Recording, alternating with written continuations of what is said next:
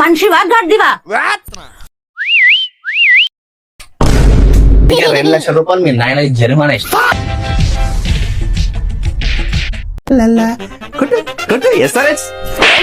అబ్బా ఎందుకే కొట్టినావు?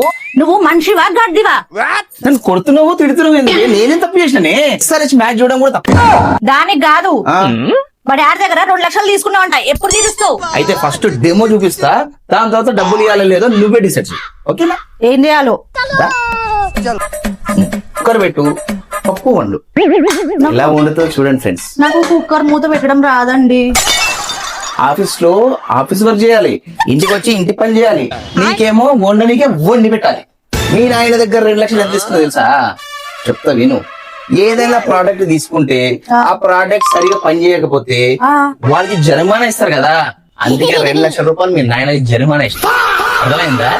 నీకు కుక్క కానీ సంపే పడేస్తావు. ఇంకోసారి పైసలు అడిగినావు అనుకో, నువ్వు ఇలాగే చేస్తుండే. నేను చేస్తావు అన్నిటికీ జరిమానా వేసి మీ నాయన పంపించి డబ్బులు దుబ్బిస్తా పడేస్తా. ఏమండి ఆకలేసిందండి, ఏమైనా ఉండండి.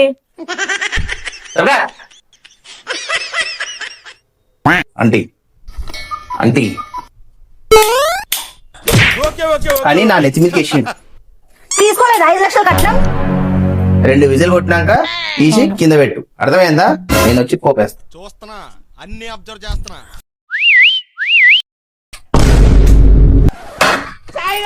అయిపోయింది. నాకు తెలిసే నువ్వు ఇసలు పని చేస్తావని. కుక్కర్ విజిలే, నువ్వేసే విజిల్ కాదే. నిన్ను అయిందా? బాగా నేను చేసే తప్పులకి ఈయన చేసే డబ్బులకి సరిపోయింది. ఇంకో 2 లక్షలు కూడా రెడీ చేసుకున్నానా?